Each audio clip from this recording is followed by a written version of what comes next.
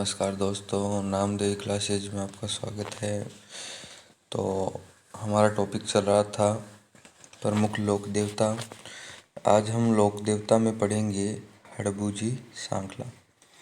ठीक है, आज हम पढ़ेंगे हड़बूजी। इनके बारे में हम जिक्र करेंगे। तो सबसे पहले हमें ध्यान रखना है कि हड़बूजी सांखला है वो रामदेव जी के मौसेरे भाई थे।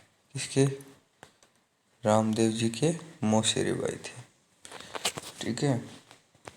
हड़बूजी बुंडेल गांव नागौर, बुंडेल नागौर,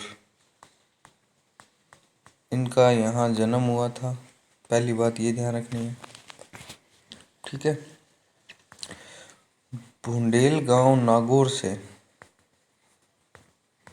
बुंडेल गांव नागौर से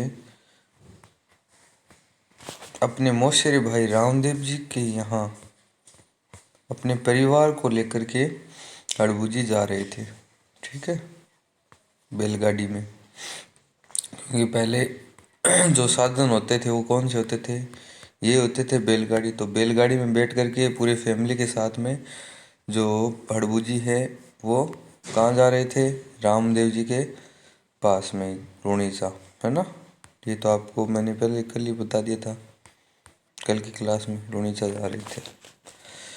तो नागौर और जो जैसलमेर है इसके बीच में एक क्षेत्र पड़ता है जो डाकुओं का क्षेत्र था।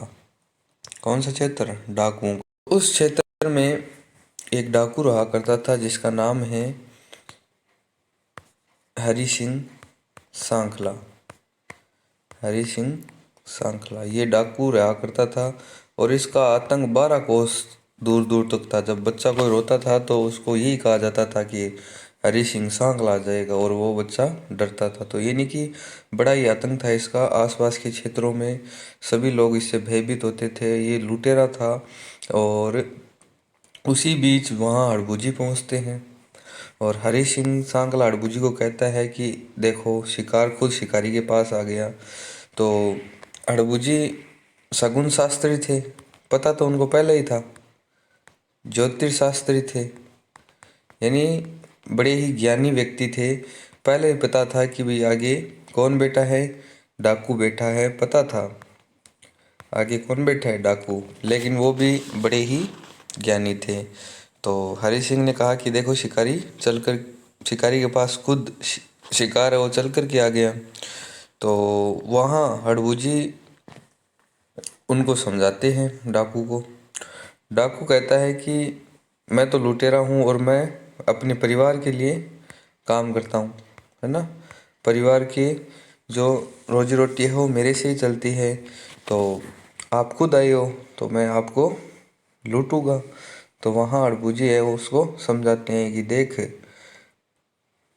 तू लूटेगा, किसके लिए लूटेगा? परिवार के लिए। अगर मैं ये कहूँ कि भाई ये मोह माया कुछ काम की नहीं है, तो कुछ काम की नहीं है, तो वो कहेंगे कि भाई अच्छा ठीक है, घर वालों पर इतना ही विश्वास है तो क्यों ना एक घर वालों से परीक्षा ली जाए। मैं तुम्हें एक विद्या सिखाऊंगा, सांस रोकने की। सांस रोकने की क्या सिखाऊंगा? विद्या। तो तू सांस रोक के बैठेगा घर घर के अंदर, और फिर घर वालों को उससे पहले कहेगा कि जंगल में एक साधु रहता है, जब मेरे को कुछ भी हो तो उसको बुला लेना, इतना कह देना। फिर हड़बूजी है वो 2 दिन तक डाकू को, हरि सिंह सांखला को क्या करते हैं 2 दिन तक उनको विद्या सिखाते हैं सांस रोकने की। फिर सांस रोकने की विद्या सीखने के बाद में जो हरि सिंह है वो अपने घर जाता है। ठीक है, हरि सिंह अपने घर जाता है। घर जाने के बाद में पत्नी कहती है कि भाई अरे मेरे प्राणनाथ, आप 2 दिनों से कहाँ थे? तो कहा कि भाई कोई कहीं पर लूटने के लिए लंबी जगह पर चला गया था। तो फिर उसने कहा कि भाई चलो मैं खाना लगा देती हूँ आपके लिए। तो हरि सिंह ने कहा नहीं, अभी मेरा सर दर्द कर रहा है। तो उसने कहा ठीक है, आप आराम कीजिए। फिर हरि सिंह आराम करके अपनी माँ को कहता है कि माँ, अगर मेरी थोड़ी तबीयत ख़राब हो रही है, अगर मेरे को कुछ हो तो आप जंगल से एक साधु है उसको बुला देना, ठीक है, साधु को बुला देना। तो माँ कहती है अच्छा ठीक है, आप तुम आराम करो। तो हरी सिंह है वो नाटक करता है सांस रोकने की, ठीक है, हरी सिंह नाटक करता है सांस रोकने की। तो तभी सांस रोक के वो बैठ जाता है। इतने में ही सब सबको पता चलता है कि भाई ये सांस क्यों नहीं ले रहे, है ना, हरी सिंह सांस क्यों नहीं ले रहे। तो फिर उनका सभी का रोना धोना शुरू हो जाता है। इतने में ही गांव के आस पड़ोस के सारे लोग एक जगह इकट्ठा हो जाते हैं घर में। और तभी उनकी माँ को याद आता है कि हरी सिंह ने कहा था कि जंगल में एक साधु महात्मा रहते हैं, उनको बुला देना। तभी एंट्री होती है किसकी, हड़बू जी की, क्योंकि ये प्लानिंग तो पहले की थी। हड़बू जी की एंट्री होती है, हड़बू जी आते हैं, नाड़ चेक करते हैं, नाड़ देखते हैं, क्योंकि उनको ये चीज़ें आती थी। तो नाड़ देख करके कहते हैं कि ये तो इनकी तो बात बीत गई। क्या बीत गई बात, मतलब ये मर गए। हम्म, पहले ऐसे कहते थे बात बीत गई, तो इनकी मृत्यु हो गई। इतने में ही उनकी माँ उनकी पत्नी कहती है कि संत महात्मा आप ही जानो, आप कुछ करो। तो उन्होंने कहा कि एक एक इलाज है ना, मेरे पास एक इलाज है, मैं इनको जड़ी बूटियाँ दूंगा और अपने मंत्रों से मैं इनको जिंदा तो कर दूंगा, है ना, इनको जिंदा कर दूंगा, लेकिन इसके बदले में आप तीनों में से किसी एक को इस प्राण देने पड़ेंगे इसके बदले। तभी सभी एक दूसरे के सामने देख करके पीछे हट जाते हैं, है ना। तो तब सबसे पहले हड़बू जी उसकी पत्नी को कहता है, हरि सिंह की पत्नी को कहता है कि आप अपने प्राण दीजिए और मैं आपके प्राणनाथ को जिंदा करता हूँ, हरि सिंह को, है ना। पत्नी कहती है कि अभी मेरी उम्र ही क्या हुई है, मैं तो अभी दूसरा विवाह कर लूँगी, है ना, मैं अपना प्राण नहीं दूंगी। फिर उसके बाद में उसकी माँ से पूछते हैं, माँ कहते हैं कि भैया 5 साल और जीने हैं, जी लेंगे ऐसे ही, ठीक है। पिता को पूछते हैं कि बूढ़े का सहारा कौन, सहारे के लिए आपने कहा था कि भाई मेरे बूढ़ा का सहारा यही बनेगा, अब ये तो चला गया, तो आप अपने प्राण दो। पिता से पूछा तो पिता ने भी कहा कि अभी भी मेरी बाजुओं में दम है, मैं खुद कमा लूंगा ना, मैं कमा लूंगा, ये दुख सह लूंगा, भी कमाना आता है मुझे। तो ऐसे करके हरि सिंह है वो उठता है, हरि सिंह, क्योंकि ये तो विद्या थी, सीख के आया था सांस रोकने की। हरि सिंह उठता है और वो अपने घर वालों की तरफ देखता है। उसका पूरा विश्वास उठ चुका था, क्योंकि इस संसार में मोह माया कुछ काम की नहीं है, सब एक दूसरे के सामर्थ्य में रहते हैं, सब एक दूसरे के आश्रय रहते हैं, लालच रहता है। जब तक हरि सिंह धन कमा रहा था तब तक उस वो सबका लाडला था, और जिस दिन वो खत्म हो गया, धन खत्म हो गया, तो सभी उसके उसके बाद भी ने उनके हित में प्राण नहीं दिए। इसलिए उसी दिन से उसी दिन से हरि सिंह सांकला है वो क्या बने, सन्यासी बने। क्या बने, सन्यासी। और कौन से संप्रदाय में, वो बने हैं निरंजनी संप्रदाय में, है ना, निरंजनी संप्रदाय में क्या बन गए, सन्यासी बन गए। और निरंजनी संप्रदाय के अंदर वो सन्यासी बन करके बैठ गए। तो आज भी उनको कलयुग का वाल्मीकि कहा जाता है, हरि सिंह सांकला को। ये प्रश्न भी आता है, कलयुग का वाल्मीकि कौन, हरि सिंह सांकला। इसके बाद में हड़बू जी है वो आगे प्रस्थान करते हैं, चाखू गांव आता है। चाखू गांव में रामदेव जी से मुलाकात होती है ना, रामदेव जी से मुलाकात होती है। वहाँ पर रामदेव जी ने हड़बू जी से कहा कि आप शस्त्र त्याग करके आप मेरे गुरु बल्लीनाथ जी, जो बल्लीनाथ जी है, उनको गुरु मान लें और उनकी आराधना करें। फिर हड़बू जी ये बात मान लेते हैं, है ना। हड़बू जी ये बात मान करके बेंगटी गांव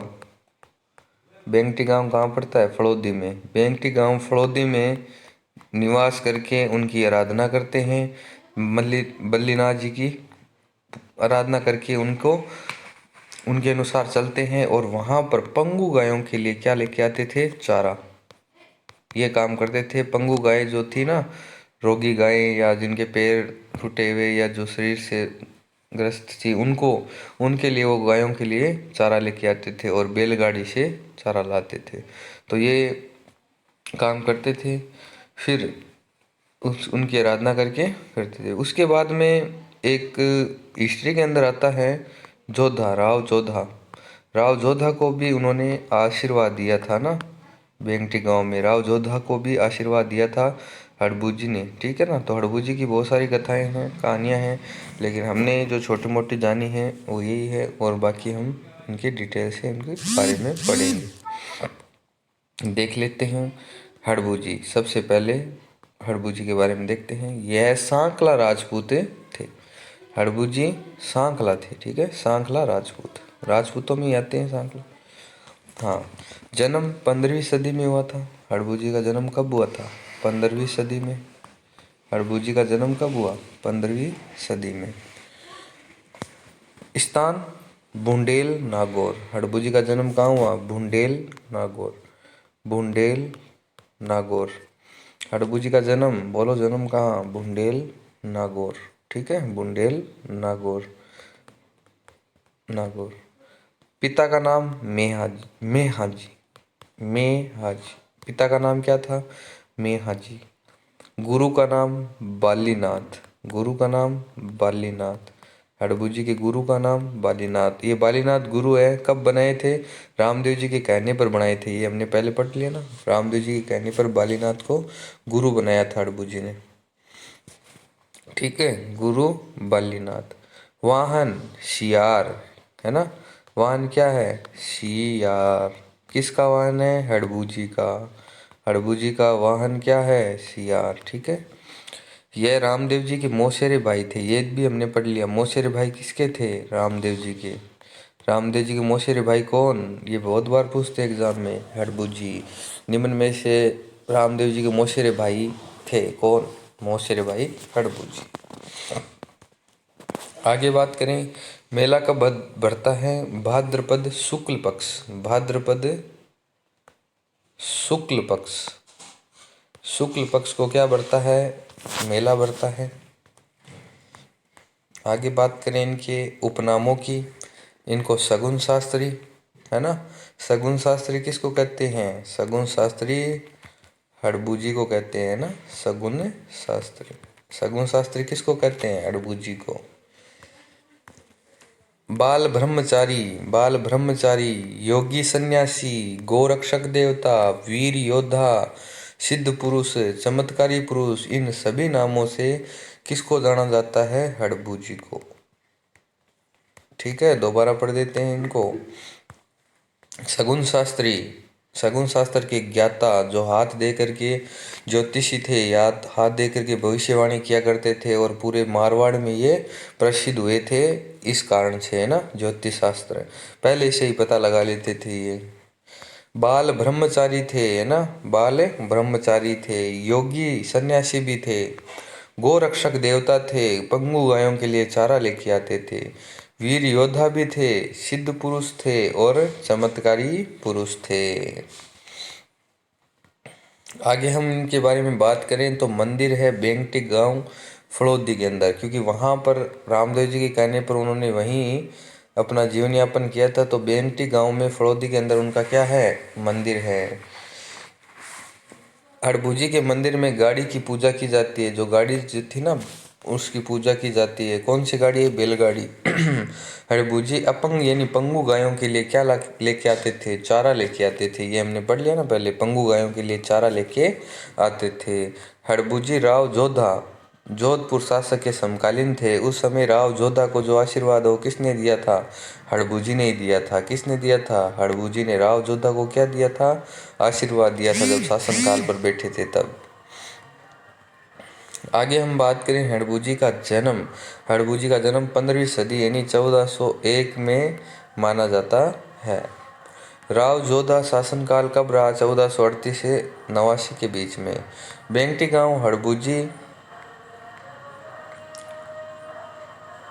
गांव हड़बू को राव जोधा ने दिया था। है ना। बेंगटी गांव जो हड़बू जी को है ना, वो किसने दिया था? राव जोधा ने भेंट किया था, क्योंकि राव जोधा को जब शासनकाल पर बैठे थे ना, शासक बने थे, तो आशीर्वाद इन्होंने दिया था। और हड़बू जी ने राव जोधा को राज्य प्राप्ति का आशीर्वाद भी दिया था। मंदिर का निर्माण अजीत सिंह ने करवाया था, जोधपुर के शासक थे ना। मंदिर का निर्माण, हड़बू जी के मंदिर का निर्माण किसने कराया? अजय सिंह ने कराया, जो जोधपुर के शासक थे और ने करवाया था। और समाधि है वो रामदेव जी की समाधि के 8वें दिन हड़बू जी ने ली थी। रामदेव जी के 8वें दिन के बाद में इन्हें हड़बू जी ने समाधि ली थी। एक बात और ध्यान रखना, रामदेव जी ने हड़बू जी को कुछ भेंट किया था, याद है क्या? रामदेव जी वाले में पढ़ा था, सोहन छड़ी भेंट की थी ना, सोहन छड़ी। और उसके बाद में 8वें दिन बाद में रामदेव जी के बाद में किसने समाधि ले ली? हड़बू जी ने। तो ये था हमारा हड़बू जी सांखला। ठीक है, आगे जो नेक्स्ट लोक देवता होंगे वो हम पढ़ेंगे। और आगे की वीडियो के लिए मेरे चैनल को सब्सक्राइब करें, लाइक करें और शेयर करें। बहुत बहुत धन्यवाद आपका।